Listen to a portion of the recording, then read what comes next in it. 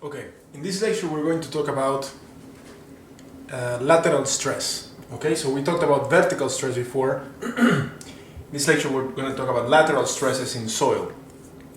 Okay, now before we begin, let's just review a few things. First,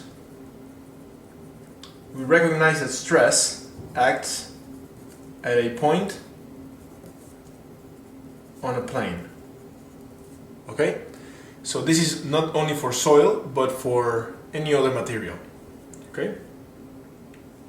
We also recognize that for soil, for the case of soil and geotechnical engineering, there are geostatic stresses. Okay? There are induced stresses and also dynamic, but we are concerned in this course with geostatic stresses. Okay? Now, in the case of vertical stress, we said that if we find the vertical total stress at a point and we subtract the pore pressure, that is the pore water pressure at that point, we get the effective stress at that point. Okay, in this case I'm writing the letter V for vertical stresses because those were the ones that we calculated, right? And so clearly pressure has no direction because it has all the directions actually, right? It's a stress that acts the same in all directions. This is the total stress vertical, effective stress in the, that is vertical, right? Both these stresses, these sigmas, act on the horizontal plane at the point in question. This is the stress that the particles feel at that point on that plane, on the horizontal plane, right? And this is the stress that both the particles and the water feel. So this one plus this one is this one. Okay? So we had a situation, for example, where we had,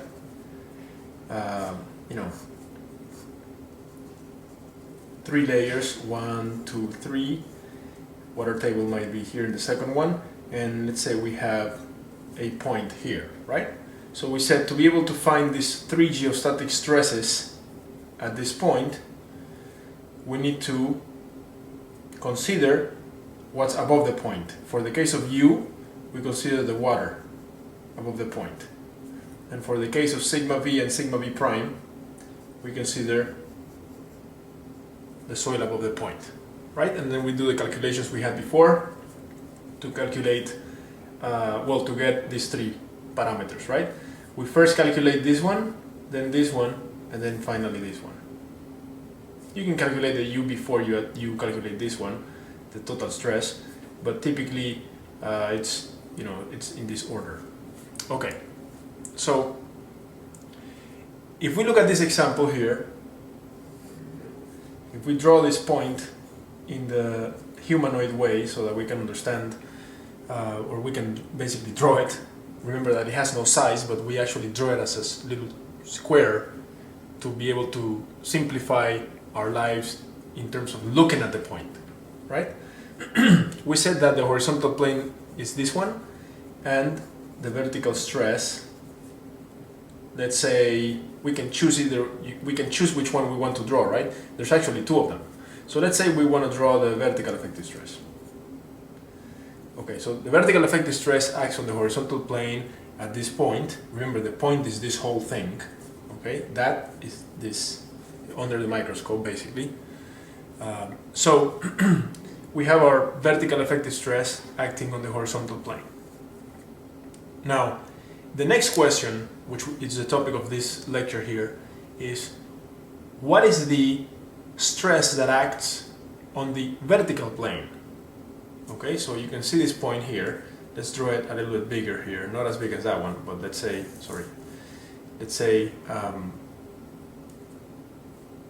in between. So that plane, which is a horizontal plane, is that one, right?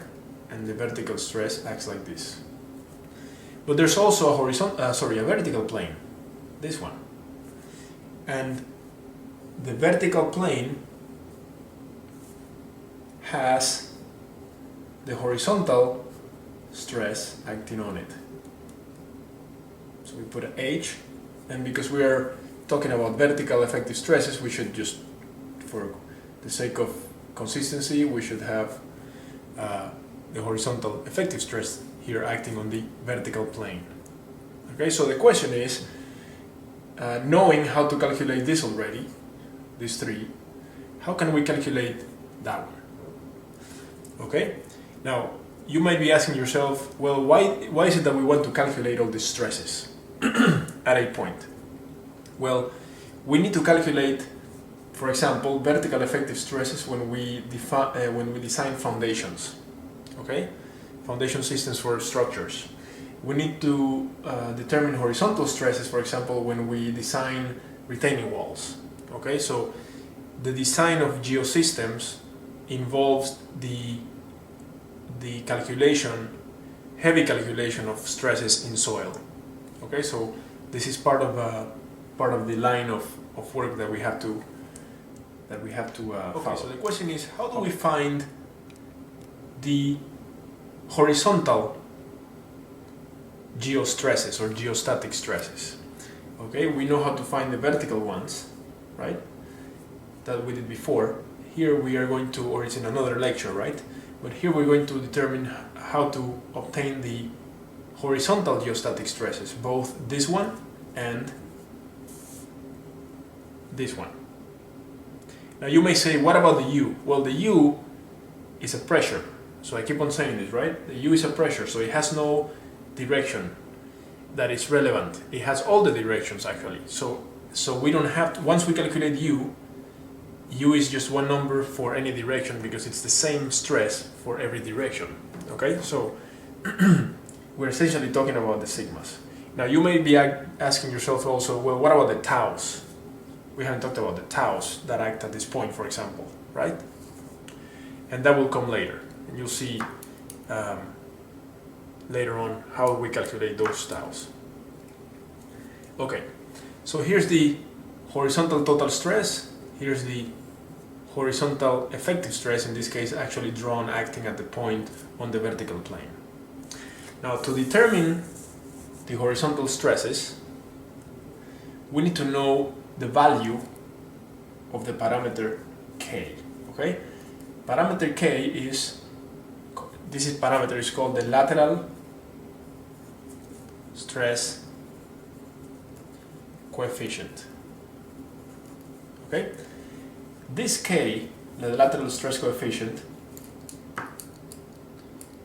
basically relates the vertical effective stress to the horizontal effective stress. It's a soil parameter, okay? And so the definition is this.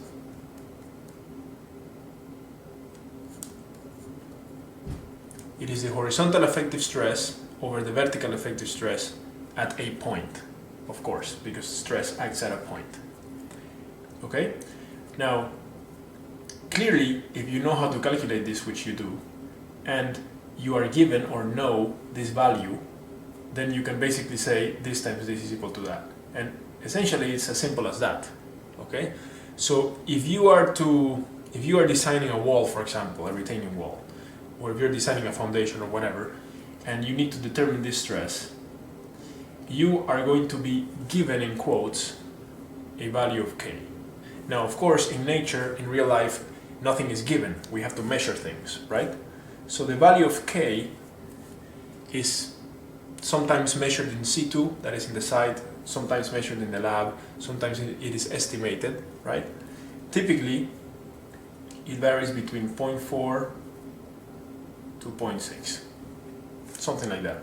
We typically assume a value of 0.5 if we want to do simple calculations or back of the envelope type of calculations, okay? But it's a parameter that must be measured so that we can actually use it to determine the horizontal stress once we know the vertical stress. Effective, huh? Do not forget the effectives. That is the fact that this is a ratio of effective stresses. If you mess up and you forget that this is effective stress and this is an effective stress, and you put total stress and total stress, you will get the whole thing wrong. Okay? You must make sure that you realize that this is the definition. Do not mess it up. Back to the K, the lateral stress coefficient must be measured so we can use it, right? And it's actually one of the most difficult parameters to measure in soil mechanics and geotechnical engineering, but we can get some estimates and then use it to determine the horizontal effective stress. Okay, so very simple. If you have, I'm going to do a little example over here. Let's say that we have a site. Okay, and here's a point. Let's say the water table is the ground surface. This is, let's say this is 6 meters. Okay, this is point A, and the rock is down here. Okay. Oops.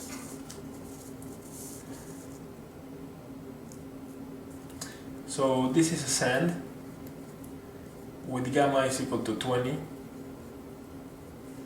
and K is given as 0.5. Okay, so before we continue, notice that the whole layer is assigned a value of K.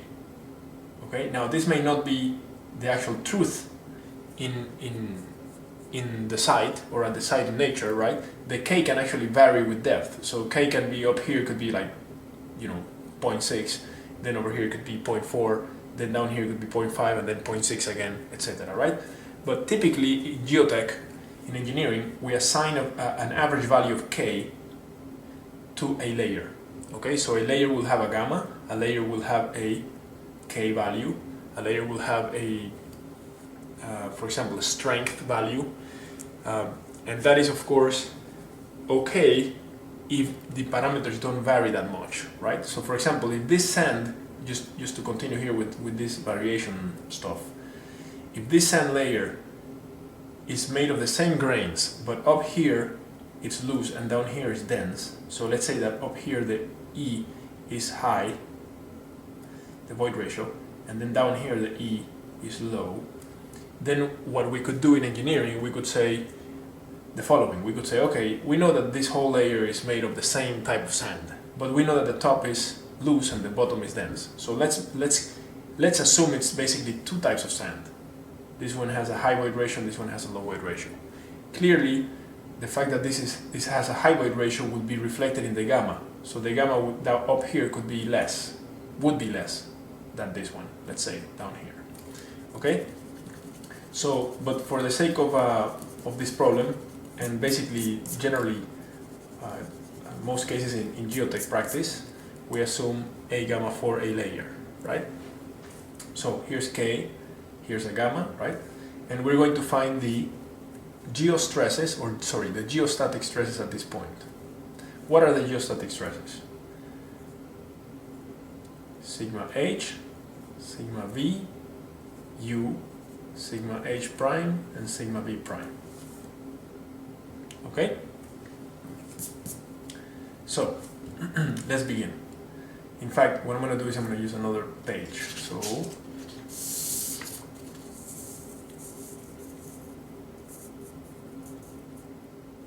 okay. Oops. So, let's see. We begin with the calculation of sigma V, right? So here's point A. So the vertical total stress at point A is equal to what? Well, here's the point, right? There's 6 meters of saturated soil above the point. So 6 times 20, 120 kPa. All right? U. Here's the point. There's 6 meters of water above the point. 6 meters of water. This is about 60, right?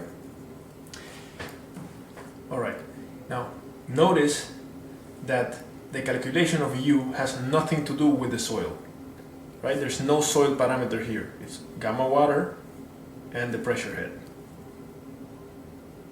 Okay, some people, for some reason, mess this up and they think that U is dependent on this 20 or something. No.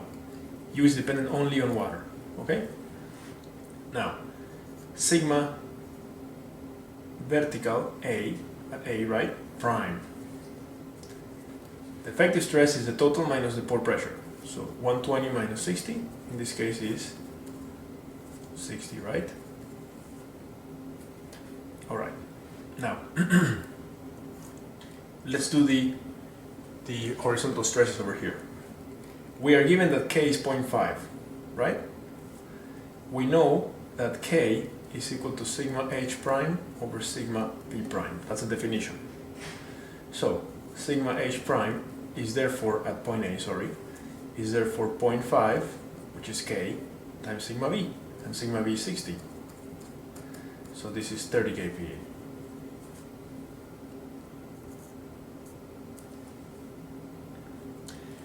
So it's very simple if, of course, you are given this K. Now it's another story to measure this K, but let's say that we have hired somebody to measure it, we're designing, we're calculating this value, this is the value that we will use, right? Because we are given it, this is given to us by, for example, the lab that we hired. Okay, now the last one we need is sigma H at A, total stress. Now, what we need to do here is make sure that we don't make the mistake that many people make, which is to assume that we can multiply sigma VA times 0.5 and get sigma HA. That doesn't work. Why? Because K is a ratio of effective stresses, it's not a ratio of total stresses. To get this value, we need to realize what Terzaghi said. Terzaghi said sigma is equal to sigma prime plus U, right? The effective stress principle, what we used here, right? To get this, we said this minus this is equal to that, right? This minus that equals this. So here, what we do is the following. We say, look, on the vertical plane, there is a sigma H, right? The vertical plane at point A, there's a sigma H, this one right here, right? That acts at the point, and that's this one. Now, that's a total stress, the total horizontal stress that acts at the point on the vertical plane. Well, in this case like that, right? The vertical plane. So the plane is all this, right? So we have this, we have what the particles are feeling laterally, horizontally, that's this. And we also have U, which is this. So remember, the water is feeling the same pressure, that is the same stress in every direction. Laterally, vertically, however it is, it's feeling 60. That's what the water feels. Horizontally or laterally, the particles are feeling 30 at that point. So horizontally, the particles and the water, both of them, total, are feeling what the particles are feeling laterally plus what the water is feeling laterally, right? So this is equal to what the particles feel laterally plus what the water feels laterally and in every direction, 60. So this is 90 kPa. Okay? So this is sigma H A. So now we have all of them. We have these 3, 4, and 5. Notice that if you had made the mistake of multiplying this by 0.5 to get that, which is a mistake, right? To multiply this by 0.5 to get this is a mistake.